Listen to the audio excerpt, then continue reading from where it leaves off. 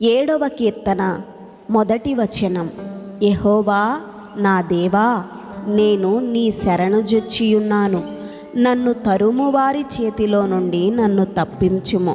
నన్ను తప్పించువాడెవడునూ లేకపోగా. 2వ వచనం. వారు సింహము వలె ముక్కలుగా చీల్చివేయకుండా నన్ను తప్పించుము. 3వ వచనం. యెహోవా నా దేవా, నేను ఈ కార్యము చేసిన ఎడల. 4వ వచనం. నా చేత పాపము జరిగిన ఎడల నాతో సమాధానముగా నుండిన వానికి నేను కీడు చేసిన ఎడల. 5వ వచనం. శత్రువు నన్ను తరిమి పట్టుకొననిమ్ము. నా ప్రాణమును నేలకు అనుగద్రొక్కనిమ్ము. నా అతిశయాస్పదమును మంటిపాలు చేయనిమ్ము. నిర్నిమిత్తముగా నన్ను బాధించిన వారిని నేను సంరక్షించి తిని కదా. 6వ వచనం. యెహోవా కోపము తెచ్చుకొని లెమ్ము. నా విరోధుల ఆగ్రహము ననచుటకై లెమ్ము.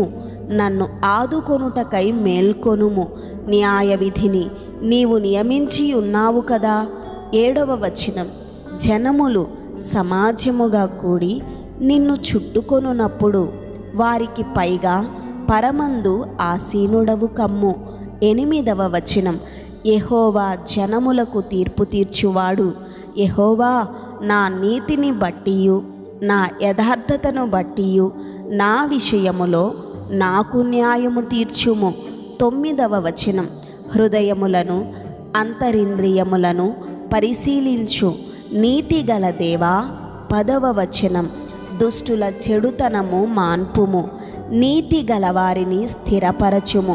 యథార్థ హృదయులను రక్షించు దేవుడే నా కేడెమును మోయువాడై ఉన్నాడు. 11వ వచనం.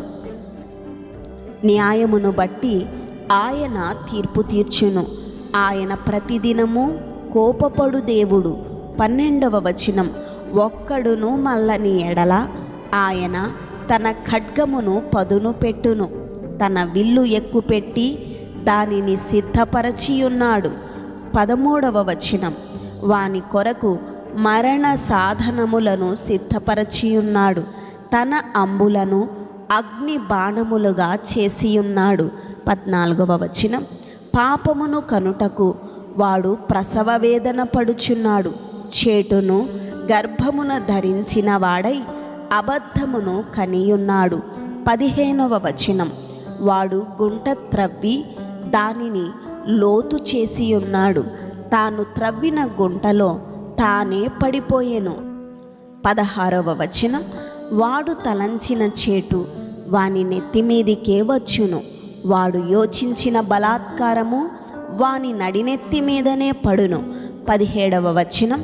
యెహోవా న్యాయము విధించువాడని నేను ఆయనకు కృతజ్ఞతాస్తుతులు చెల్లించెదను. సర్వోన్నతుడైన యెహోవా నామమును కీర్తించెదను. ఆమేన్.